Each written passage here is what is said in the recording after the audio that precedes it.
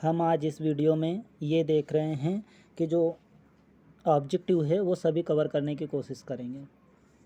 आपके जो एग्ज़ाम में ऑब्जेक्टिव आने वाले हैं वो सभी कवर करने की कोशिश करेंगे। ये पहला पेज है और इसी पे से देख रहे हैं।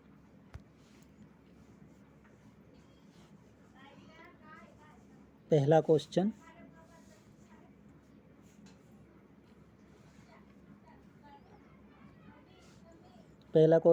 प्रकाश वर्ष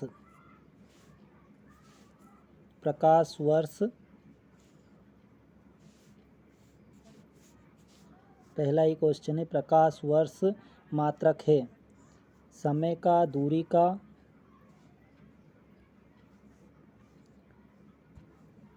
प्रकाश ऊर्जा का या द्रव्यमान का। तो इसका जो सही आंसर है वो है बी ऑप्शन, दूरी का। दूसरा ऑब्जेक्टिव है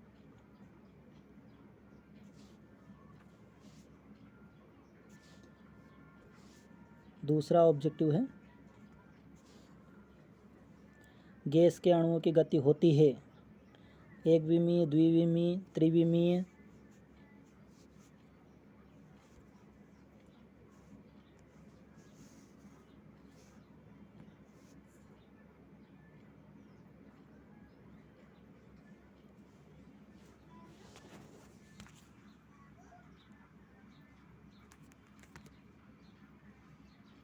इसका जो आंसर आएगा, गैस के अणुओं की जो गति होती है वो होती है त्रिविमीय।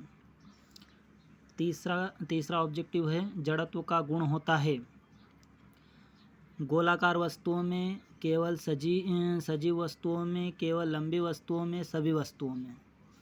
तो इसका जो आंसर आएगा वो है 3 का डी। ये है आंसर डी, सभी वस्तुओं में जड़त्व का गुण होता है। वाट किसका मात्रक है? शक्ति का, ऊर्जा का, कार्य का, इनमें से कोई नहीं। तो 4 का आंसर है ए वाला, वाट जो है शक्ति का मात्रक है।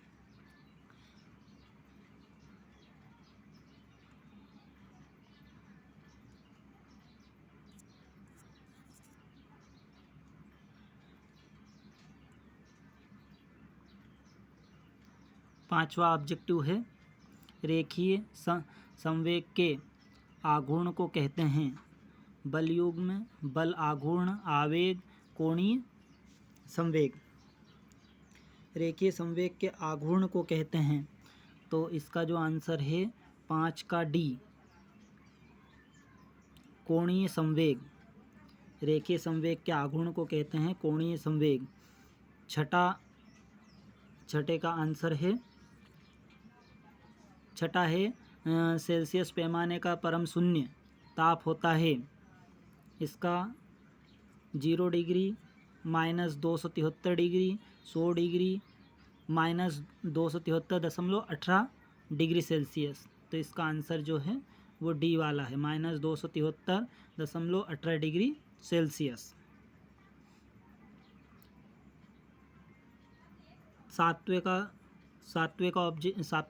सातवां क्वेश्चन है गैस के अणुओं की माध्य गतिज ऊर्जा होती है। गैस के अणुओं की माध्य गतिज ऊर्जा होती है। तो इसका जो आंसर है वह है 3/2 kT। गैस के अणुओं की माध्य गतिज ऊर्जा होती है 3/2 kT।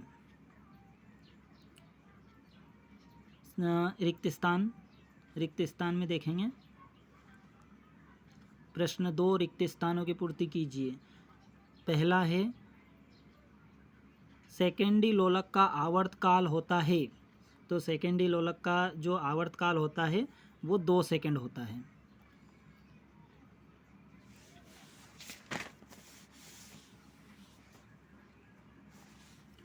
फिर दूसरे का दूसरा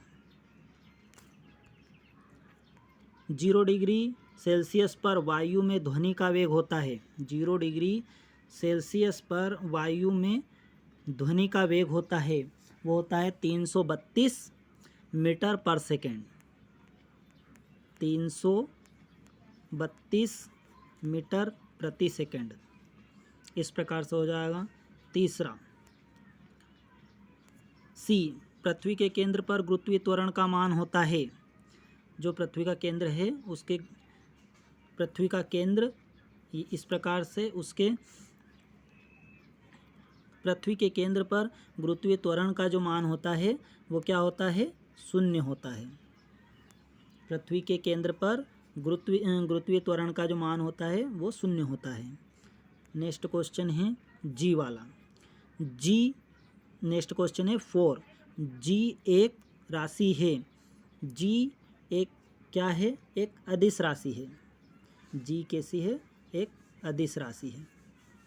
जी एक अदिश राशि, जो बड़ा जी होता है वो एक अदिश राशि है। अगला पेज देखते हैं हम।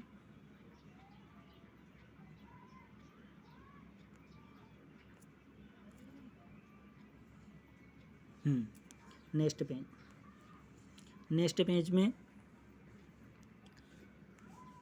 दूसरे का 5वां, ताप बढ़ाने पर प्रत्यास्थता गुणांक का मान होता है। तो पाँचवें में लिखा है कम। ताप बढ़ाने पर प्रत्यास्थता जो गुणांक है उसका मान क्या हो जाता है? कम हो जाता है। ताप बढ़ाएंगे तो प्रत्यास्थता गुणांक का मान क्या हो जाता है? कम हो जाता है। 6 का आंसर है द्रव चालित लिफ्ट पास्कल के नियम पर आधारित है। जो द्रव चालित लिफ्ट जो होती है वो पास्कल के नियम पर आधारित होती है। 7वां है गतिज घर्षण का मान सदैव सीमांत घर्षण के मान से कम होता है। सातवां क्वेश्चन देख रहे हैं हम। गतिज घर्षण का मान सीमांत घर्षण के मान से कम होता है। जो गतिज घर्षण है उसका जो मान रहेगा वो सीमांत घर्षण के मान से कम होता है। सही जोड़ी देखते हैं।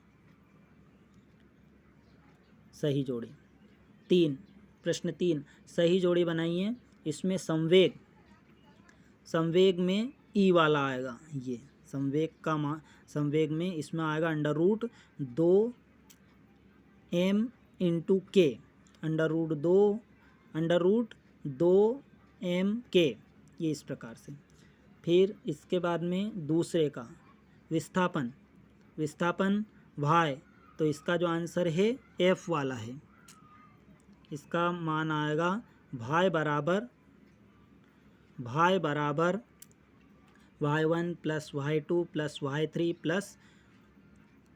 + yn, विस्थापन का आएगा ये। तीसरा है गैस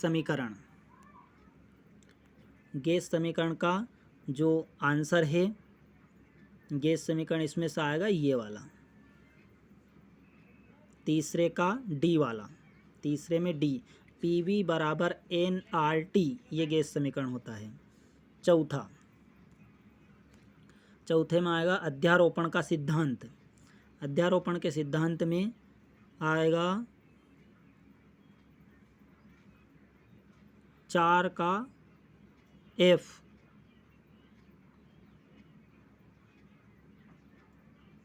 4 का F बताया गया है। और अध्यारोपण के सिद्धांत में यही बताया गया है कि जो विस्थापन रहेगा वो सभी जुड़ जाएंगे। तो y1 + y2 + y3 + yn, तो इसका जो आंसर आएगा वो आएगा 4 का F, ये वाला। अगला है 5, पलायन वेग के लिए इसका जो रहेगा ये वाला C वाला। 5वें का C, पलायन वेग बराबर जो रहेगा √g × r। पलायन वेग का जो मान है या फॉर्मूला है वो है √2 × 2g × r। 6 का है गुरुत्वीय त्वरण का मान है, गुरुत्वीय त्वरण का जो मान है वो बी वाला बताया गया है। विमीय सूत्र दिया है उसका गुरुत्वीय त्वरण का m0L(T⁻²), ये गुरुत्वीय त्वरण है। 7 में है बल बराबर द्रव्यमान गुणित त्वरण, ये पहले ही है इसका। फिर क्वेश्चन 4 पे आ जाते हैं। एक शब्द वाक्य में उत्तर दीजिए। पहला आएगा, पहले में वेग समय ग्राफ में समय अक्ष से घिरा क्षेत्रफल किस राशि को व्यक्त करता है? वेग समय ग्राफ में समय अक्ष से घिरा क्षेत्रफल किस राशि को व्यक्त करता है? वस्तु का विस्थापन। जो वेग और समय ग्राफ में समय अक्ष से घिरा जो क्षेत्रफल रहेगा वो किस राशि को व्यक्त करेगा? वो करेगा वस्तु का विस्थापन। पहले में आंसर क्या लिखा है? वस्तु का विस्थापन। दूसरा देखते हैं।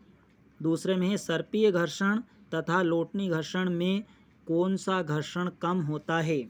सर्पीय घर्षण तथा लोटनीय घर्षण में कौन सा घर्षण कम होता है? तो लोटनी घर्षण जो हो रहेगा वो क्या रहेगा? कम रहेगा। तो इसका आंसर ये लिखा है, लोटनी घर्षण। तीसरे में लिखा है आइंस्टीन का द्रव्यमान तथा ऊर्जा समतुल्यता संबंध लिखिए। तो आइंस्टीन का द्रव्यमान तथा ऊर्जा समतुल्यता संबंध है E बराबर mc²। इसका आंसर आएगा आइंस्टीन का द्रव्यमान तथा ऊर्जा समतुल्यता संबंध E बराबर mc²। चौथा क्वेश्चन है कोणीय संवेग तथा बल आघूर्ण में क्या संबंध है? कोणीय संवेग तथा बल आघूर्ण में क्या संबंध है? तो इसका आंसर आ जाएगा 4 का ये, टाउ बराबर I/α। और इसको यदि हम हिंदी में लिखेंगे तो ये रहेगा बल आघूर्ण बराबर जड़त्व आघूर्ण गुणित कोणीय त्वरण। कोणीय संवेग तथा बल आघूर्ण में क्या संबंध है? तो हम फॉर्मूले में इसको इस प्रकार से लिखेंगे, टाउ बराबर I/α। और यदि हिंदी में लिखना चाहेंगे तो लिखेंगे बल आघूर्ण गुणित जड़त्व, बल आघूर्ण बराबर जड़त्व आघूर्ण गुणित कोणीय त्वरण।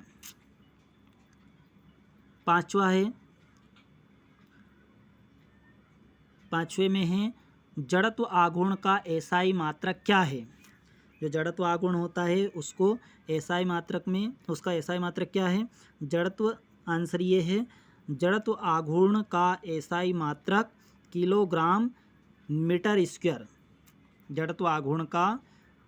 जड़त्व आघूर्ण ये यहाँ पे लिखा हुआ है, जड़त्व आघूर्ण का एसआई मात्रक किलोग्राम मीटर स्क्वायर है। क्वेश्चन 6, कार्नो इंजन की दक्षता कितनी होती है? तो कार्नो इंजन जो है उसकी दक्षता जो होती है वो 100% होती है। 7वां है किसी गैस की माध्य गतिज ऊर्जा उसके परमताप के अनुसार कैसे बदलती है? किसी गैस की माध्य गतिज ऊर्जा उसके परमताप के अनुसार परमताप के अनुक्रमानुपाती होती है। यदि परमताप बढ़ाएंगे तो वो बढ़ेगी, घटाएंगे तो घटेगी। किसी गैस की माध्य गतिज ऊर्जा उसके परमताप के अनुसार कैसी बदलती है?